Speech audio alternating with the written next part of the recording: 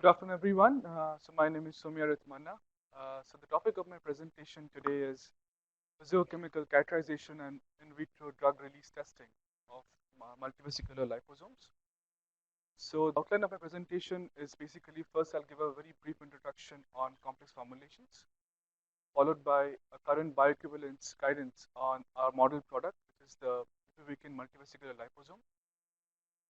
After that, I'll be uh, presenting some internal research we did with regards to physical chemical characterization and in vitro drug release testing on this particular product. And lastly, I'll show some take-home messages. So first, a very brief introduction on the complex formulations, which includes long-acting parenteral drug products, injectable products with nanotechnology.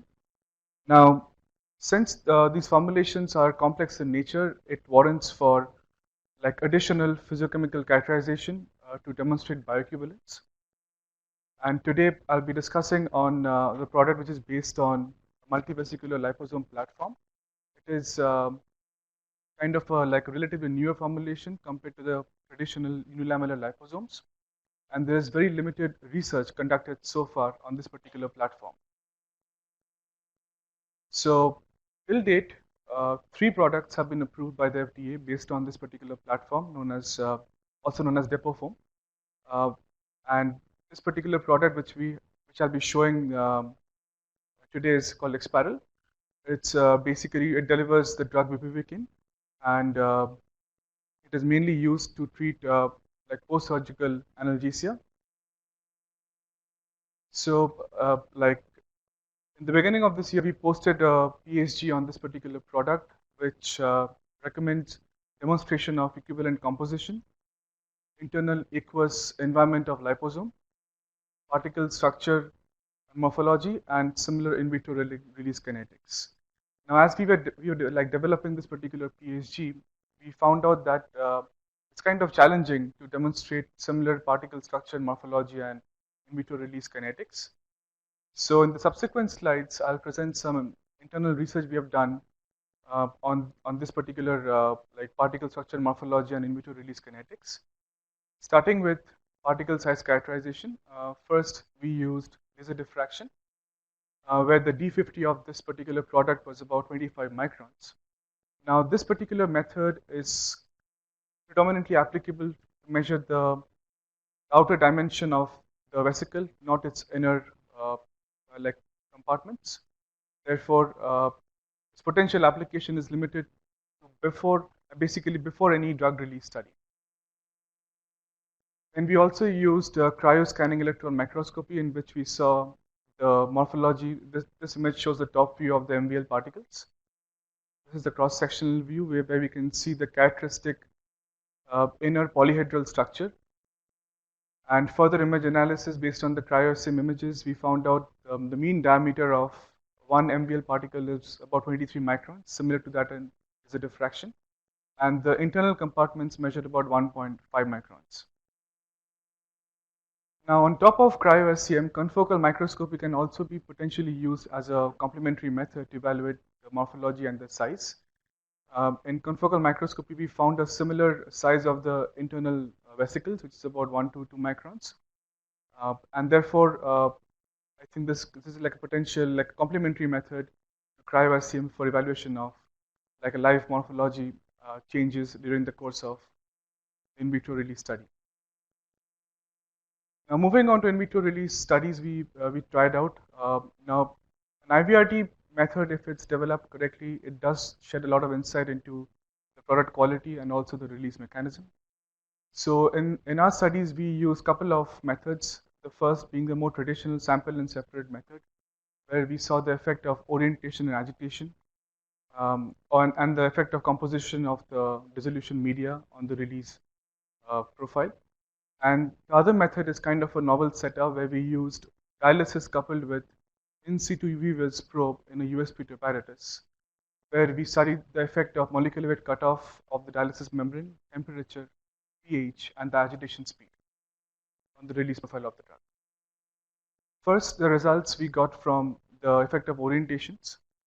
So we basically tried out 4 different orientations. The first being the the RV orientation where the tubes containing the drug in the dissolution media were mounted like perpendicular to the rotating plate, and this being R45 orientation where the tubes are mounted at 45 degrees on the rotating plate, followed by the RH orientation where the tubes are horizontal, are basically parallel to the plane of the rotating plate, and this is on a horizontal shaker. So what we can see from these four profiles is that the release from the RV and the R45 orientations are relatively way faster compared to the RH and the H orientation. Therefore, orientation does have an effect on the overall release of this particular drug from the system. Followed by the influence of HSA in the dissolution media, where we tried out four different composition of the dissolution media, one without any HSA, then 0.5, 5, and 10. This is a profile we obtained from without any HSA, followed by 0.5, 5, and 10. As we can see, there is an interaction of HSA with the liposome, potential interaction, which causes a spike in initial burst, and also like a more HSA content releases more drug in the system basically.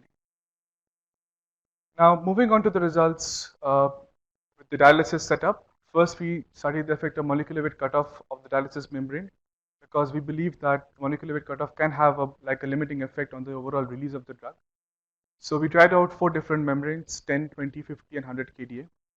There's a release profile from the 10 kDa, 20, 50, and 100. Now as we can see, the initial diffusion rate of this particular drug was the fastest in the 100 kDa and was proportional to the molecular weight cutoff of the dialysis membrane. And also the diffusion profile we got from a 100 kDa membrane was very similar to that of a typical a 2-hour in most drugs. So we carried on with this particular kDa for the remaining studies. Then the next study was that on the effect of temperature. So we tried out four different temperatures: 25 the room, 31 skin, 37 body, 40 being the temperature close to the transition temperature of the lipid. This is a profile we got at 25 C. It's a characteristic triphasic profile of an initial burst, lag, and then an erosion-based secondary release. When we reduce the temperature to 31 C, we found out that the lag phase is shortened and the overall drug is released faster, potentially caused by the increase in mobility in the lipid chains. However, when we raise the temperature to 37 C, we see that the lag phase is prolonged, and there is significant variability in the secondary erosion-based release phase. And when we raise the temperature to 40 C, we see that the lag phase is almost gone.